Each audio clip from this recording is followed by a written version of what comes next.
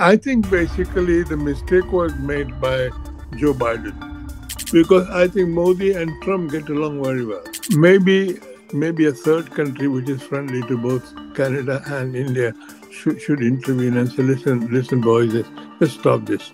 It's in nobody's interest. We are both in the Commonwealth, and we have our common interests, a common culture, and so on, and we need each other. India has to get relaxed about this. You Hmm. know, India has to make quite sure that within the Indian borders, the Khalistanis don't get what they want.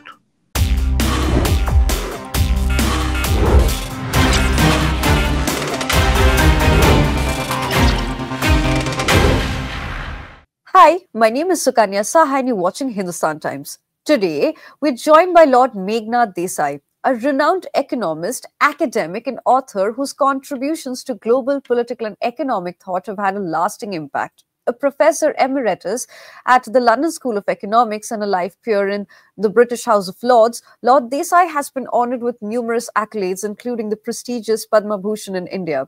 As the founder chairman of the Meghnad Desai Academy of Economics, he brings a wealth of expertise to our discussions today. With significant political shifts unfolding from the US elections to the rise of the far right across Europe and escalating tensions between India and Canada, Lord Desai will provide invaluable insights into how these global developments might shape the future of international affairs. Welcome to the show, sir. Oh, good morning. Oh, good afternoon, I say, in Indian time, yes. So, what happens in the United States does not stay in the United States. The impact of Donald Trump's victory and Kamala Harris's loss last week will reverberate across the globe. So, with Donald Trump's return to the White House, how do you foresee the impact on global alliances and trade agreements? Do you think his America First policy approach will further isolate the US on international stage, or is there a chance for a redefined global strategy under his leadership? I think basically what Trump is signaling is that the Cold War ended in 1990s. While Yeah. the Cold War was on, America did a 50-year service for the world, especially for Europe, and Yeah. spent a lot of money and its soldiers and so on to protect Europe and protect more or less countries in Asia and so on. And I think now he feels that any overstretch anymore is not required, or he doesn't like it, because America's own needs are very urgent. Because what has happened really to all countries since 2008, when the 2008 crash took place, all countries, certainly Western countries, have slowed down in terms of growth, economic growth. While Yeah. US has not done very badly, Europe has done very badly. If you compare, say, Indian economic growth, which is 6 to 7%, or Chinese economic growth, Europe and America are doing much worse. So there is Mm. a kind of urgency to look after themselves rather than look after the world. And so that is what is driving Trump. And Trump is basically very defensive about getting America back on a big manufacturing revolution, because they have lost out industry to Asia. And I think Asia has gained very much in the last 50 years, and America and Europe have lost. So basically, what Trump is doing is saying, you may all think that the US is the most powerful country in the world, but we have our own worries to think about, and your problems can wait. I think, let me also put what happened in Kazan with the BRIC conference was a very Yes. revealing thing, that in Kazan, China, India, and various other South countries met, South Africa, Brazil, yeah. and it was much bigger than G20 or anything like that. And so that was a sign that there's a whole alternative formation going on. And it's not really the thing that America can always lead the world and spend all its own money protecting everybody else. So this is the new world in which basically America will look after itself and not after anybody else. Which I should say, this was the tradition in American politics before it joined the First World War. It didn't want to join the First World War, but it joined the First World War because the Germans blew up an American ship in the Atlantic. And that's when America decided that they had to enter the First World War. So, in a sense, it's really going back to the original history of America, which was to say, we will not interfere in any European quarrels. And Right. that is where it is. There where it is gone back to. So, Kamala Harris's defeat raises concerns about the Democratic Party's messaging and strategy. In your view, Lord Desai, was her campaign a miscalculation? How should the party now adapt to win back, voters who feel increasingly disillusioned with traditional political options? Well, I think basically the mistake was made by Joe Biden. Yeah, Biden should have, 6 months ago, said, "Listen, I'm getting old. I can't really do anything anymore, and it's best that the Democratic Party can choose my successor in an open competition and have have a sort of contest about it." No, he yeah, didn't, and he didn't, and he didn't. Basically, if you are the president, no matter how old you are, you think you're indispensable. So he yeah. left it till very late. And I think poor Kamala Harris. Uh, I should add, I am a friend of Kamala Harris's parents, and so I knew Kamala Harris when she was 1 year old. But that's all. But I mean, that is just a thing. No, so I think she had only 107 days, and that is not good enough. And what's more, she had to defend Biden's program, and that was difficult. She could not say, "Oh, Biden was rubbish. My program would be better." She couldn't say that. Not remember. And Correct. so I think what happens to many political parties, the incumbent loses. We have had that experience in UK where the Labour Party kept on losing. After it won 97 to 2010, it lost three elections. I think Democrats are now finding that they no longer talk the language of the people. America is getting much more again like a melting pot. The minorities are no longer behaving like minorities. The black Americans are no longer feeling deprived and discriminated against. They all feel that they are Americans like anybody else. So they can vote for a Republican candidate and who hates migrants and things like that.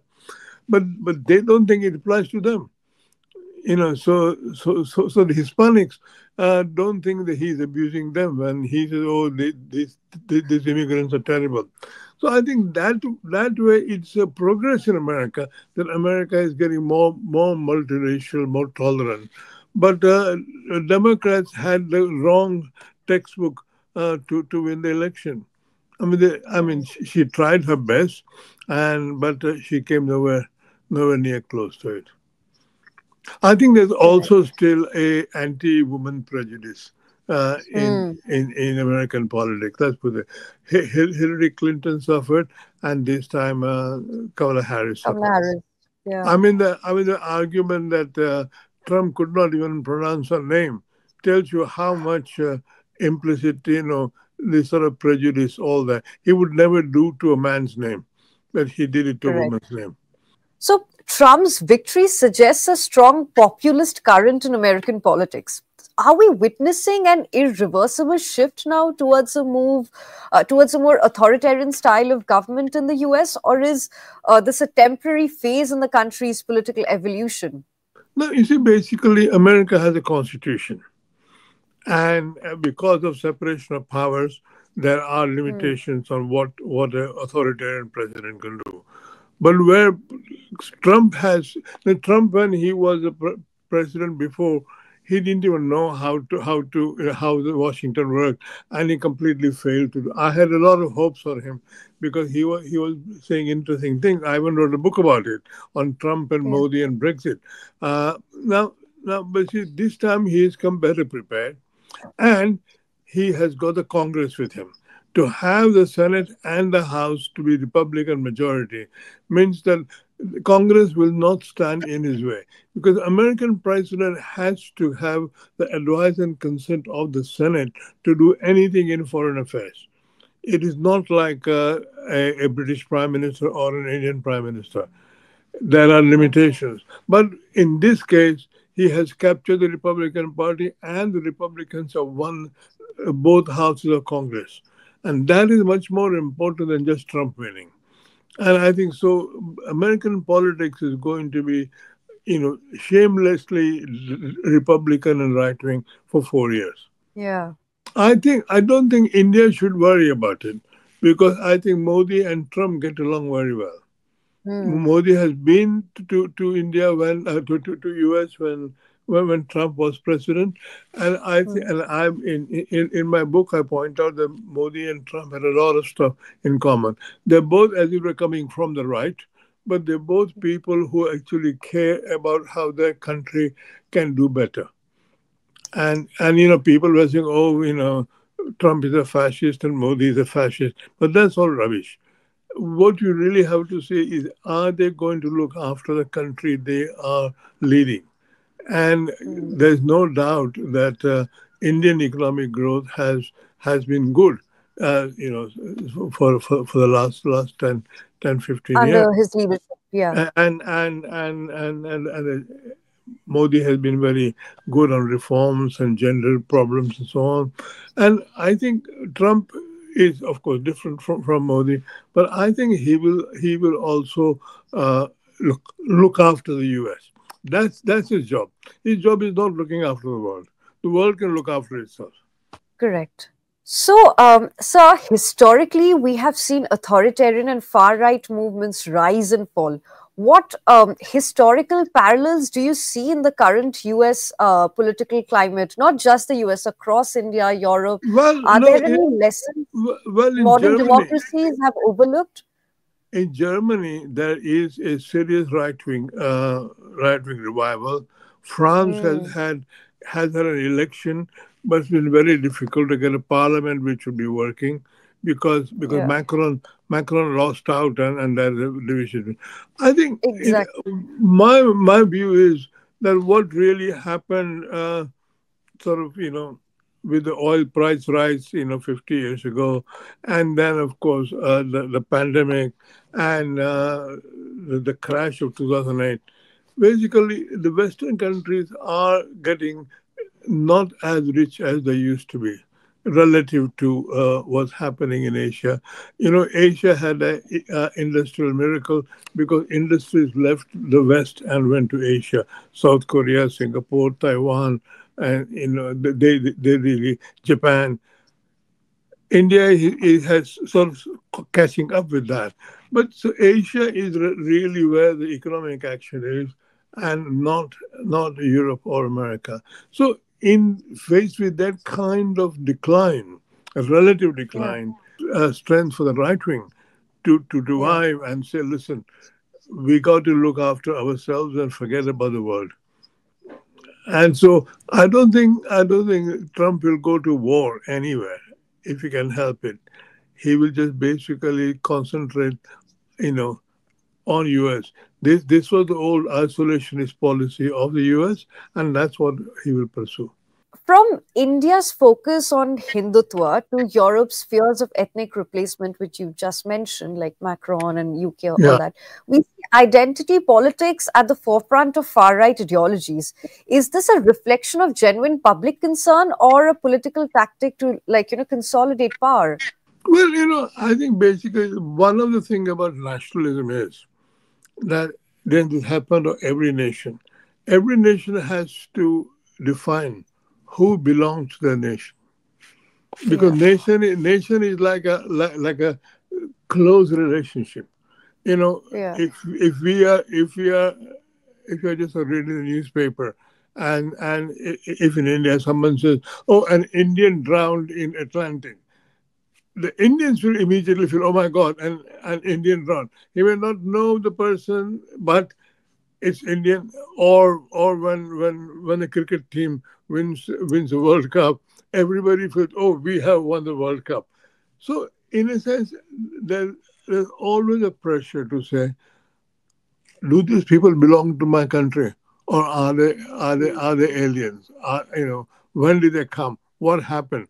Now, to that extent, America has always been a mixture of different kind of people coming from Europe, Africa, Latin America, and so on. And I think what Trump's triumph shows that at least now the Hispanics feel settled.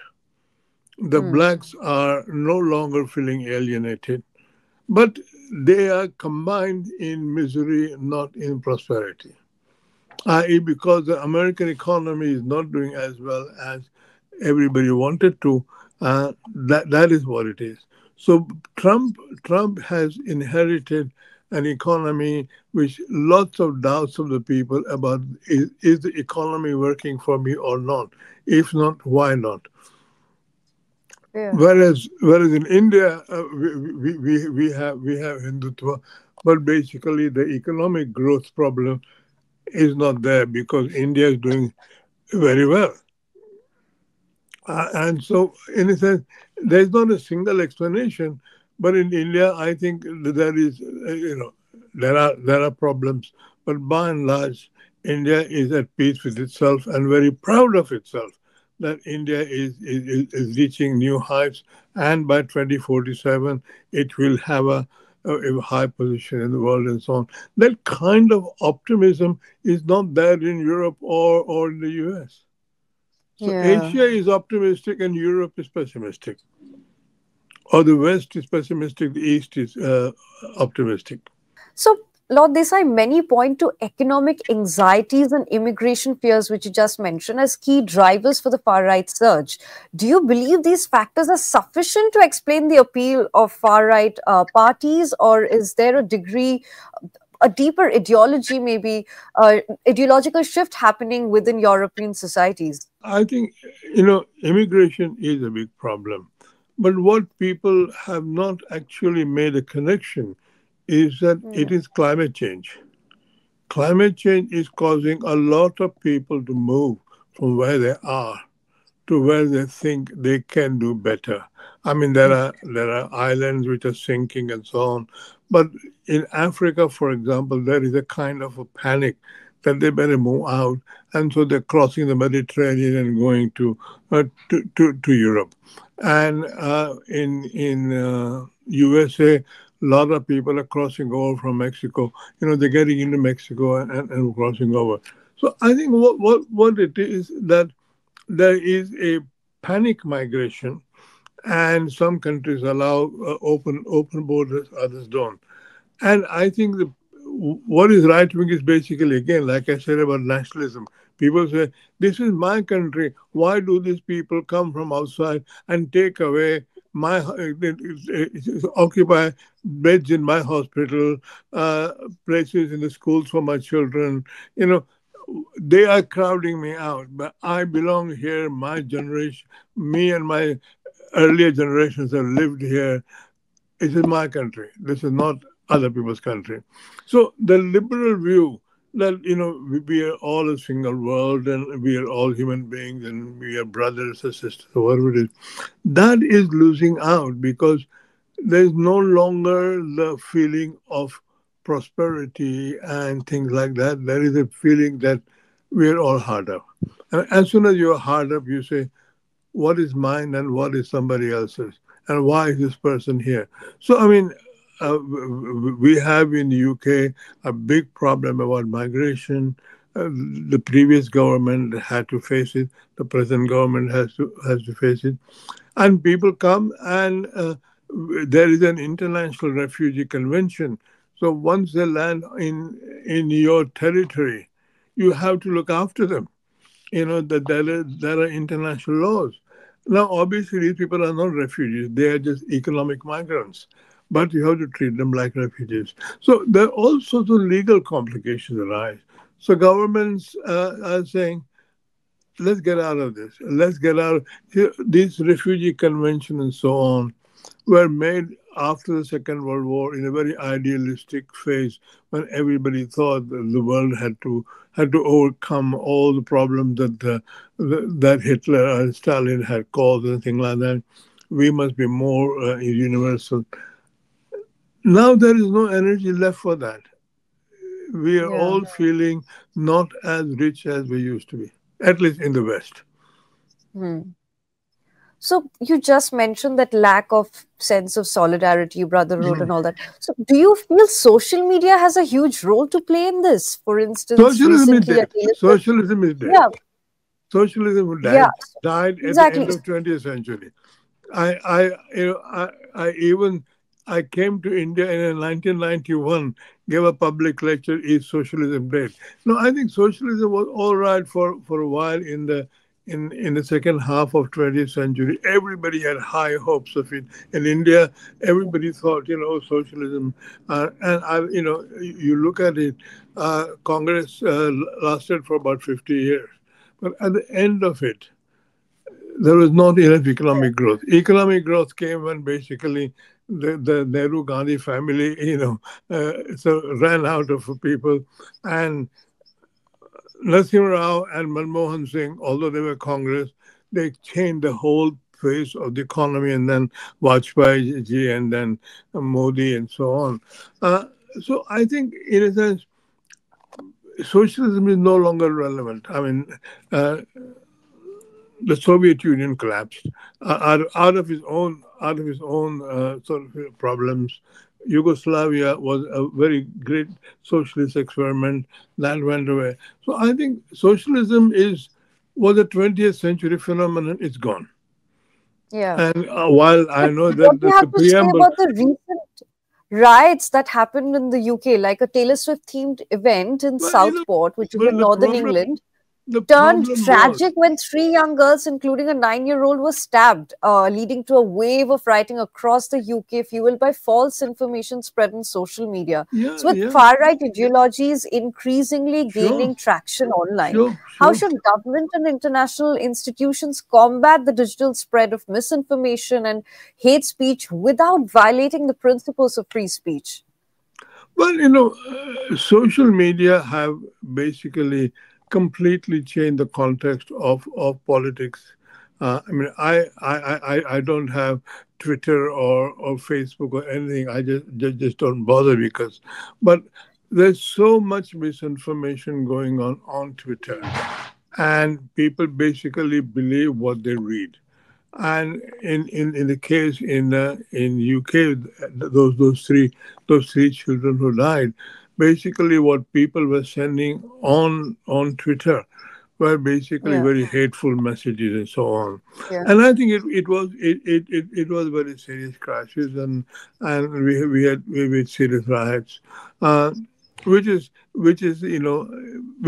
surprised everybody. But obviously, what had happened even in the election, yeah, which although the Labour Party won because there were two right-wing parties, one more extreme than another. The Conservatives were there, but there was another one, Reform, even more right-wing than Conservative.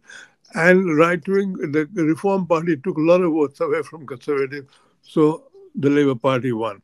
So we still have a majority people believing in right-wing mm, policy if you go by vote share.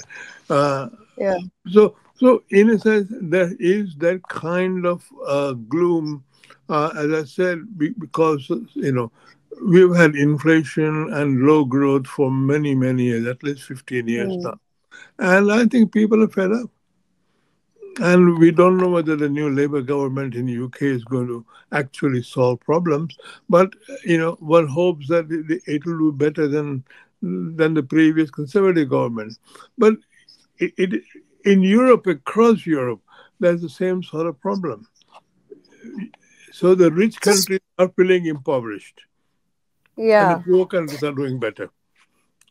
Yeah. Not all, So, but some poor country, some Asian countries are doing much better.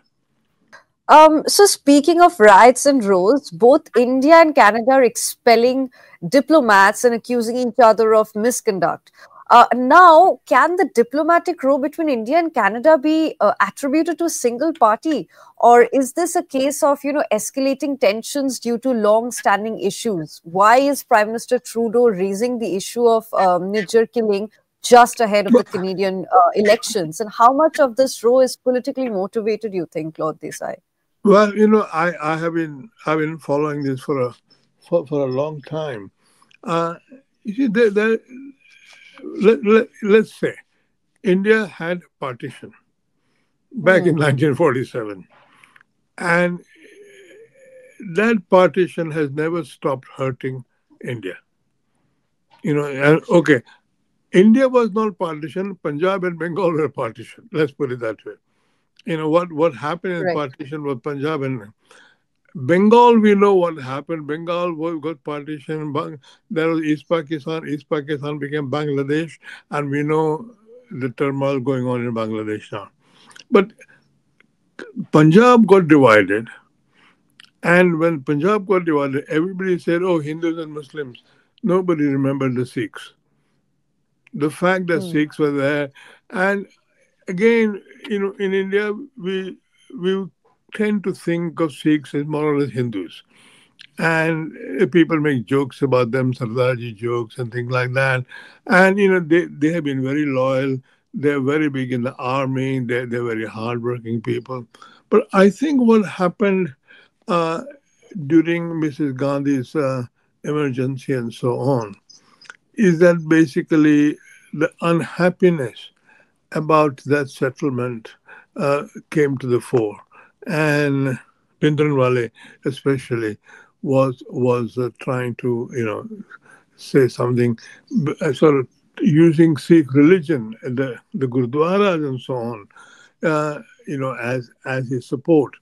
And indeed, originally, when Mrs. Gandhi was in opposition, she encouraged Bhindranwale because she wanted to smash up the the Janata government. Now, what what people what is strange? Think of Bangladesh and think of Khalistan. Hmm. Khalistan is very much disliked by India because India doesn't like what we call balkanization.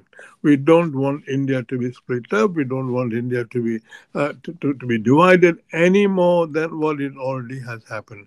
Akhand Hindustan is gone, but we don't want to lose Punjab as well. Now, Hmm.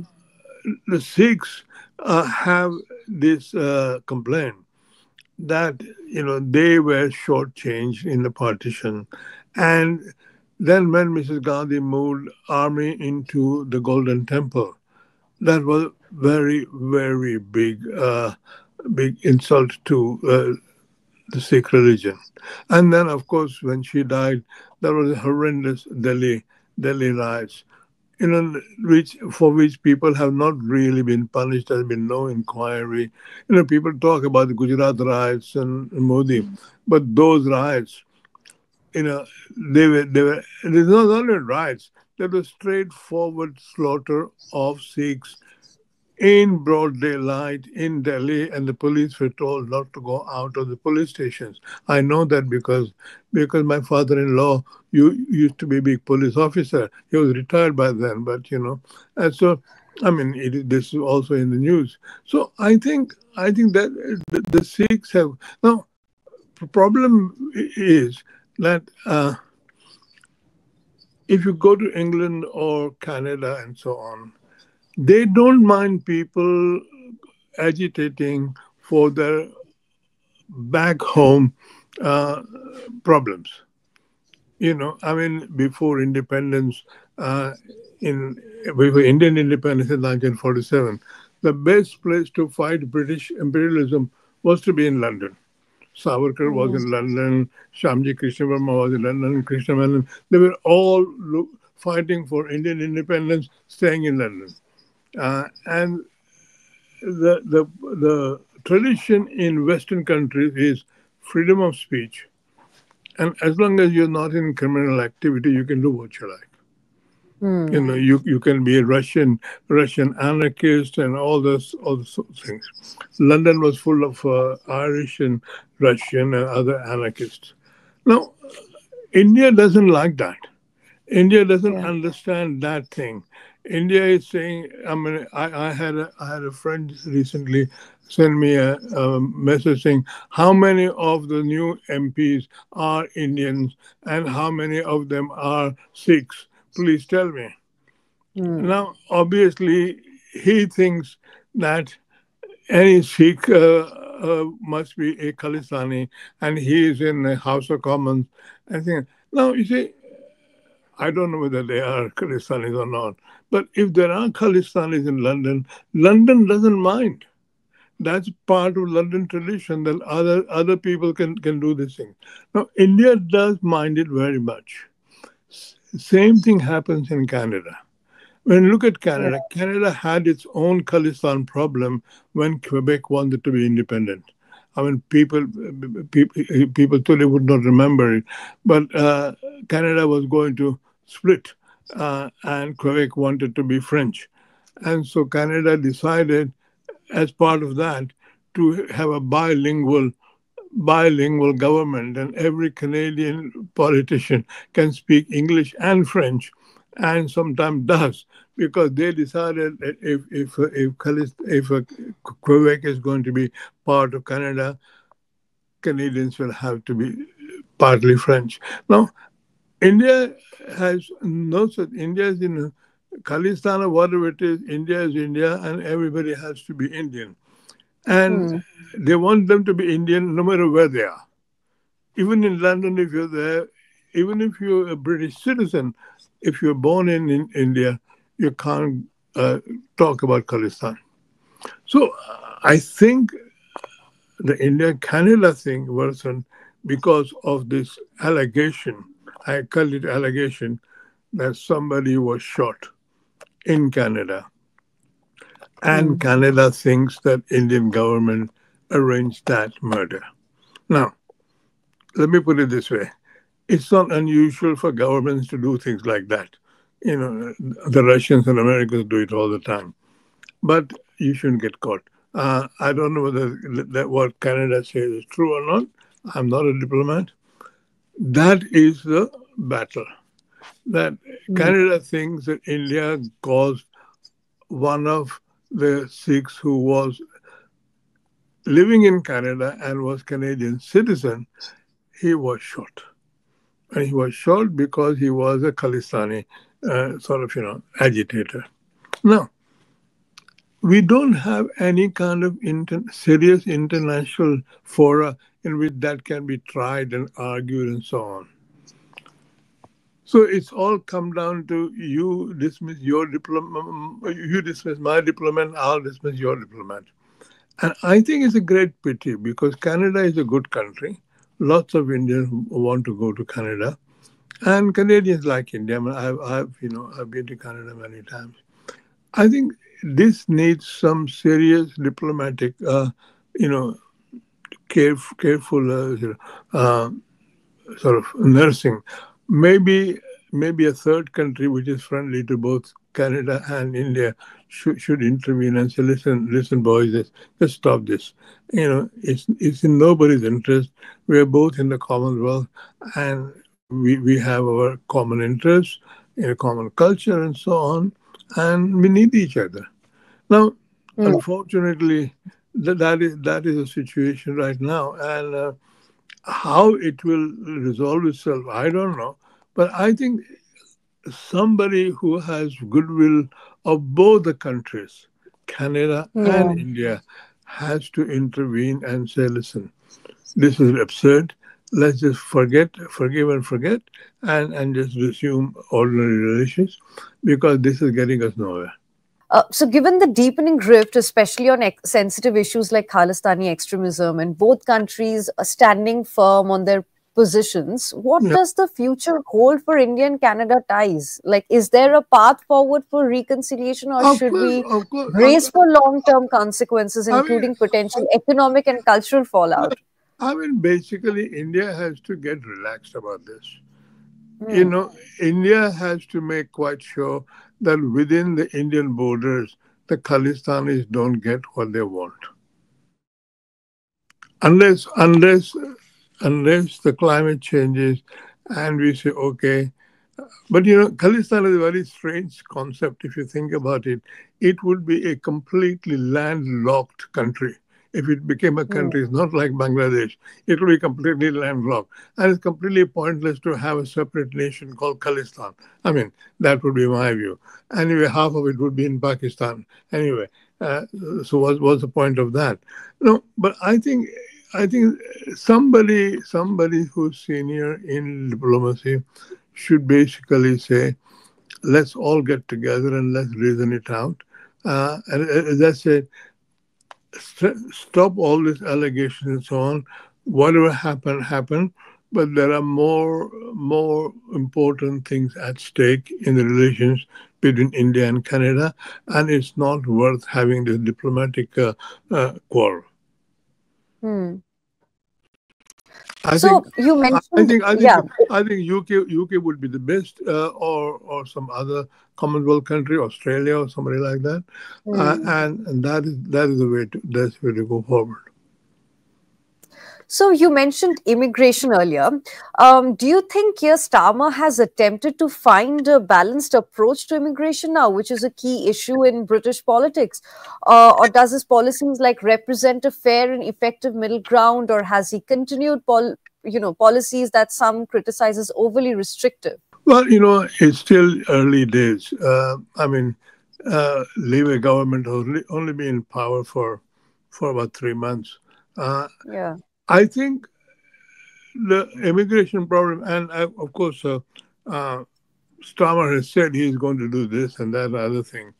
But my view is that ultimately, uh, people are taking a risk crossing this channel, English Channel, in very Hmm. dangerous boats and arriving.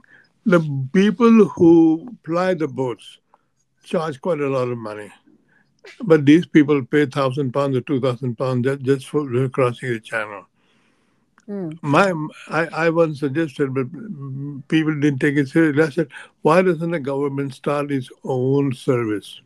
The British government, because we will take you across safely. Give us £1,000, and then we will be in control of your movements and your safety and so on.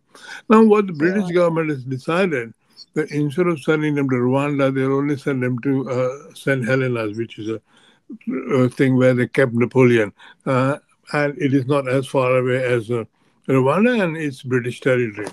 But I Yeah. think basically, as I was saying before, climate change means people want to live where they are and they want to come to Europe. They also come to England rather than anywhere in Europe, because if they're in England, they learn English, and if they learn English, they'll go to America. You see, so coming to England has a great advantage. And by and large, the English laws are such that it's very hard to throw people out once they land in on English soil. People know, the people smugglers know this, and we have some very tough lawyers who will defend people's right to stay and not be deported. We also have, because of the human rights situation, people can say you can't throw people out. Given all those situations, my own private feeling is that the immigrants should be allowed to come. Hmm. We should improve the facilities, but by and large, because of Brexit, we have lost a lot of the European population who used to serve in hospitals and hospitality and so on. We need people. Our population is not growing. This British population is not growing as much. We recently had the numbers that childbirths are falling. So Yeah. the country needs people, but nobody wants to say that, because as I said before, nationalism says this is my country and I don't want other people to come in. Now, I have lived here for 60 years in Britain. I have never faced any racial discrimination, but now I'm middle class and I've got money to buy good accommodation and so on. But by and large, over the last 60 years, this country has become much more tolerant about race and so on.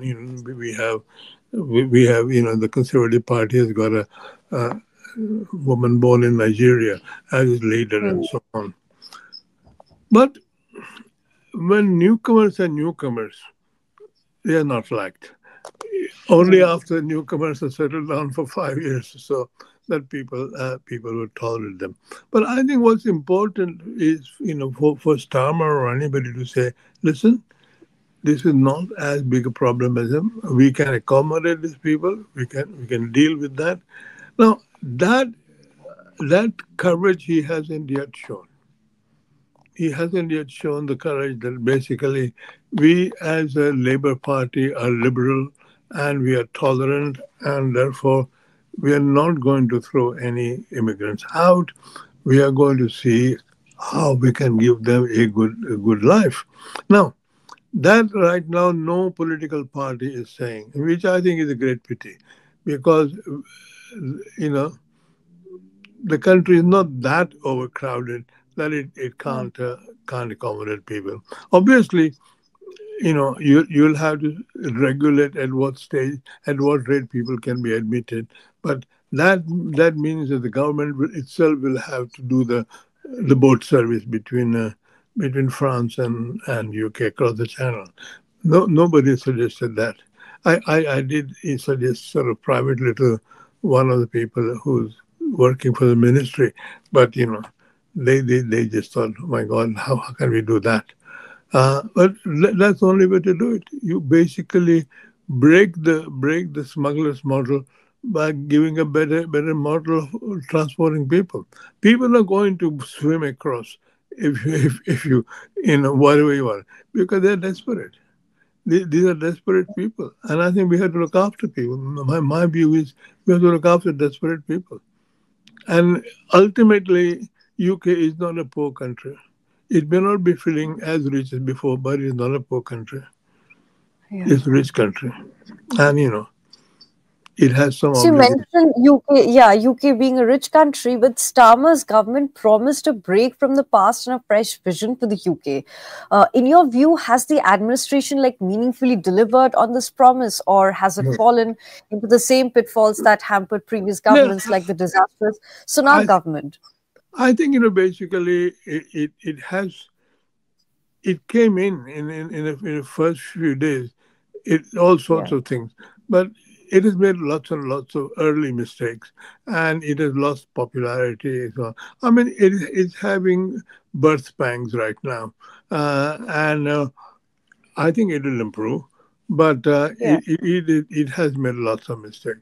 I mean, there were those riots you mentioned about where those three children were killed, and then of course there are all the scandals about uh, MPs and the Prime Minister accepted gifts from other members of the Labour Party and so on, and it's not been a good first 150 days for a new government. Of all the new governments I've seen in the last 60 years, this is the worst performing new government. But they'll improve. I mean, they got good people in the cabinet and the bright people. They just haven't done their homework when they were in opposition, and so they're somewhat shell shocked. But they'll improve. I think right. Rachel Reeves is doing a good job as a chancellor, and I think it'll all work out. But they need time. We don't normally have elections in July. We Yeah, had elections in November, and they were not apples, yeah. prepared. They were not prepared, so they've just absolutely no idea what they were doing. But fair enough, they'll get around it. But I think ultimately it will be the quality of mercy in the Labour Party, if I might say it like that, which will Yeah, have to come through and say, listen, we are the Labour Party and we cannot actually deal with immigrants like the Conservatives did. And whatever whatever the right wing racists may think, We are going to stand by the people who are in misery and who have come here. Therefore, they are our people. Therefore, we have to look after them. That would be my attitude. And luckily, I'm not in power, so uh, nobody's going to worry about it. But I think that would be the civilized way of treating this problem.